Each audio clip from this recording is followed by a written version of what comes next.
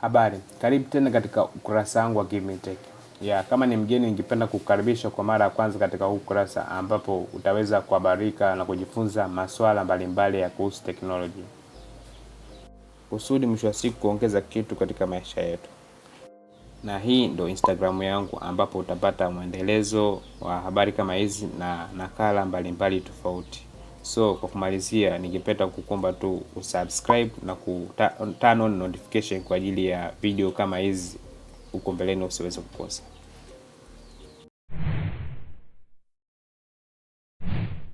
Moja kwa moja tukaenda kwenye mada yetu ya leo ambayo tutaenda kuzungumzia swala la digital note taking na kuangalia the current state, kwa maana hali ya sasa kwenye upande wa kuchukua notes kwenye kutumia hivi vifaa vya kidijitali, hususan ni ambayo inazoeleka ni tablet.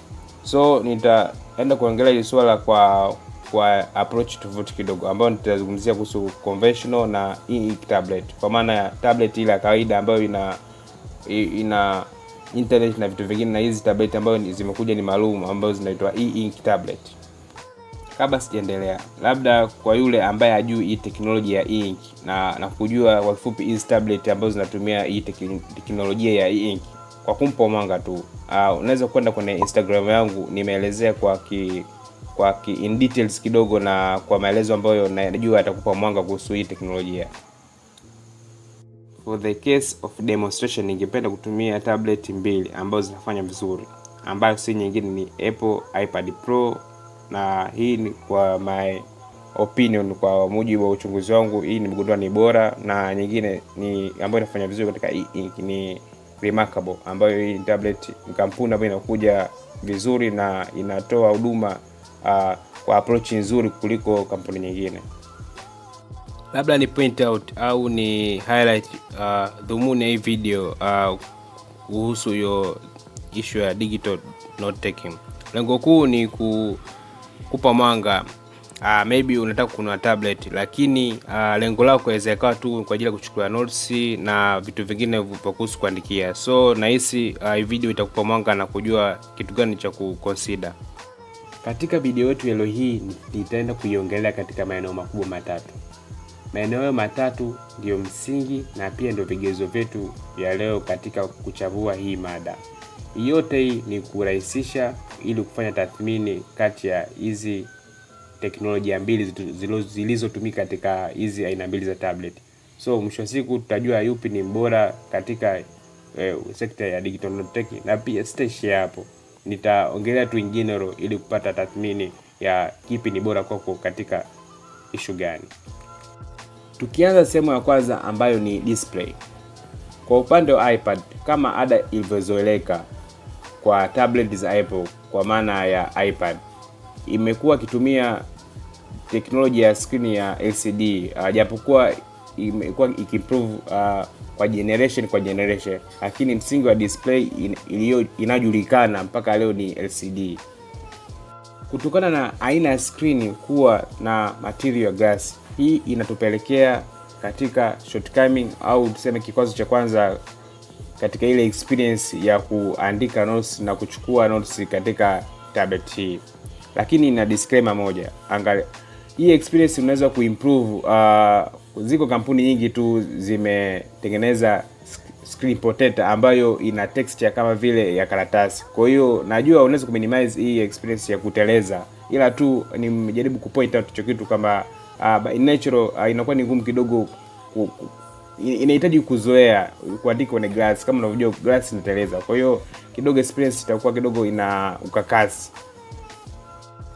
Nikimalizia changamoto ya pili na ya mwisho katika hii sehemu ya kwanza ya display, na hii ni common kwa devices zote ambazo zinatumia screen technology ya LCD, na hii si nyingine ni backlit. Kama unavyojua screen za LCD inatumia backlit, ndio kama kupower on screen. Wakati ikiwa screen iko on, kuna ule mwangaza ambao una reflect kutoka kwenye panel ya kioo. Hasa ile itakuwa ni mbaya kwa mtu ambaye anatumia muda mrefu, kwa sababu itakuwa inamuumiza macho na ina distract focus na kufanya kitu productive. So kwa kusummarize, tusema kwanza ya display kwa upande wa iPad ndio kama hivi. Nikihamia upande wa pili wa tablet ambao si mwingine ni wa Remarkable. Kama mwanzoni nilivyomwambia, hii tablet inatumia teknolojia ya e-ink. Na moja kati ya sifa kubwa ambayo imetawala katika tablet ambazo zinatumia hii teknolojia ni kuwa na screen ambayo yenye uhalisia kama karatasi. So hii inatupelekea katika moja ya sifa muhimu katika kuenjoy experience ya kuchukua notes na kurekodi vitu vya kila siku katika maisha yetu, ambayo hii inarahisisha zoezi letu na kuwa more intuitive na kwa maana nyingine. Kwa tofauti huo inatupelekea katika point yetu ya pili ambayo ni nzuri kwa afya ya macho yetu kwa sababu haina backlit kama LCD. Hii ndio summary yetu kwa upande wa Remarkable. Nikiendelea na sehemu ya pili ambayo ni muhimu inayoenda kwa jina la functionality. Kama kawaida, tukianza na iPad. Bila shaka iPad Pro ni moja kati ya tablet bora katika hili soko. Na ubora wake unatenganisha na tablet nyingine kutokana na kuwa na uwezo mkubwa na kufanya shughuli nyingi ambazo zinafanywa na kompyuta. Na uzuri zaidi inazidi kuimprove baada ya kila generation. Kutokana na kupaki feature nyingi kama hizi na kuweza kufanya shughuli tofauti na kwa ufanisi wa hali ya juu. Kitu cha kunoti, tukirudi kwenye mada yetu ya digital note taking. Hii inaweza ikawa kama ndo moja ya kikwazo kwa sababu kuna distraction ya vitu vingi kwa sababu iPad ina access ya internet, na kwa maana hiyo unaweza kureceive email na kufanya shughuli nyingine ambayo unaweza connect kwenye internet. So hizi distraction zinaweza ikawa ni kikwazo kwa mtu yule ambaye anataka kuchukua kuwa na kifaa cha kuchukua notes na kufocus only kwenye creative side. So kwenye sehemu ya functionality, hivi ndio vitu vya kunoti kwenye upande wa iPad. Nikiendelea na upande wa pili wa tablet ambao ni wa Remarkable. Nikianza na connection. Hii tablet ina wifi peke yake. Na hii wifi ni kwa ajili ya kusynchronize notes, sketch, michoro na kwa maana michoro na PDF na kila kitu ambacho umerekodi na kusynchronize kwenye cloud storage. Au pia hiyo wifi ni kwa ajili ya kutuma kazi kutoka kwenye PC na kuleta kwenye tablet na vice versa. Hii tablet haina connection ya cellular network. Hata ukiangalia operating system yake imefocus kwenye digital note taking na sketch na visualize. Bila kusahau inatumika pia kama e-readers nyingine na inaweza read documents na PDF za format aina mbalimbali. Kwa maana hiyo, tablet ya Remarkable imekuja na approach ya kuminimize distraction kutoka kwenye internet ili kukupa wewe fursa uweze kufocus kwenye kusoma vitabu, kuchukua notes na kuweza kuvisualize kwa ufanisi wa hali ya juu.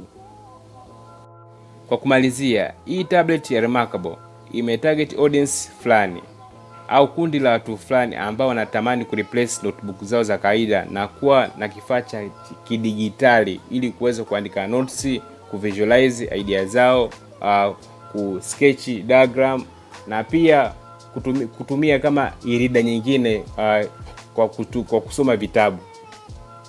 Kwa kumalizia, hivi ndio vitu vya msingi vya kunoti kwenye upande wa Remarkable.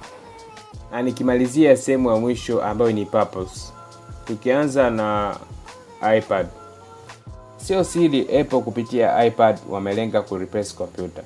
Of course, sio watu wote wanahitaji kompyuta kufanikisha shughuli zao za mara kwa mara. Na kulingana na kuwa na improvement kati ya generation na generation, hakika kuna watu kweli hawahitaji kompyuta ili kufanikisha shughuli zao. Kwa mfano word processing, hazipo application nzuri tu za kufanikisha swala kama hilo dogo. Kutokana na dhumuni kama hilo, hii inaipelekea iPad kuchajiwa kwa gharama kubwa. Na hii ni kulingana na thamani inayotoa kwa kuwa na uwezo mkubwa na ubora wa kufanya kazi nyingi ambazo zinaweza kufanywa na PC na kwa ufanisi wa hali ya juu. Kwa hiyo kwa yule mtumiaji wa kawaida ambaye alitamani kununua iPad kwa lengo la kufanya shughuli au task ndogo ndogo ikiwemo hii digital note taking, itambidi imcost kununua katika price ile ya premium, kwa sababu hii ina pack uwezo mkubwa na kufanya vitu vingi. Kwa hiyo itambidi tu ajikwamue na kununua kwa price kubwa. Sure, kuna option nafuu. Na hichi ndicho kitu cha kunoti kwa upande wa iPad. Na nikimalizia upande wa Remarkable, kama nilivyoelezea kwenye upande wa functionality, hii tablet imelenga kundi la watu fulani, hususan kwa wale ambao wanataka digital device ambayo itakuwa ni maalum kwa ajili ya ku write schedule zao, kupangilia, kuorganize schedule, meeting na kusketch na kuvisualize idea zao. So approach yake ni kwa ajili ya wale watu ambao wanahitaji kitu kingine cha kusaidia na si kwa kureplace PC au kompyuta yako. Kwa maana hiyo, hichi ni kifaa au chombo cha kidijitali ambacho unaweza kuongeza katika miliki yako ya vifaa vya smart devices kusudi kuongeza ufanisi katika masuala yako ya kuandika na kuchukua notes, kuvisualize idea zako na kusoma vitabu vyako vya PDF. Na hii imekuja katika mazingira mazuri ya kuweza kufanikisha wewe kufanya shughuli zako zote katika hali ya utulivu bila kuwa na distraction kutoka kwenye internet.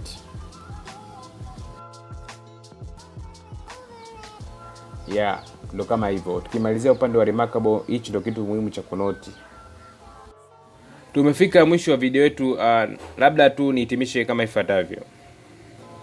Kwa kifupi, katika yale yote niliyoeleza leo katika sehemu zote tatu, you can't go wrong katika tablet zote hizi mbili. Tukianza kwa mfano kwa upande wa iPad. iPad ni moja kati ya tablet ina uwezo mkubwa, ina uwezo kufanya vitu 90% ambayo unaweza kufanya kwa PC. Kwa hiyo hii kwa watu wengi itakuwa ni better choice kwa sababu ina lot of value kwa unachokinunua. Nikimalizia kwa upande wa Remarkable, hii tablet ni kama tablet nyingine za e-reader, ila tu hii tablet nimpenda approach yake kwa kuja more minimalistic, kwa maana imekuja tu kwa approach na kufanya hii ni kama tu ni karatasi, ila tu imechange into digital. Kwa hiyo haina vitu vingi ambavyo vinaweza kudistort zaidi tu ya kufocus kwenye kuchukua notes na kuvisualize idea zako. Na huo ndio mwisho wa video yetu leo hii. Kama umevutiwa au umejifunza kitu, kuwa huru kulike na comment kama una chochote, na bila kusahau kusubscribe kwa video kama hizi huko mbeleni.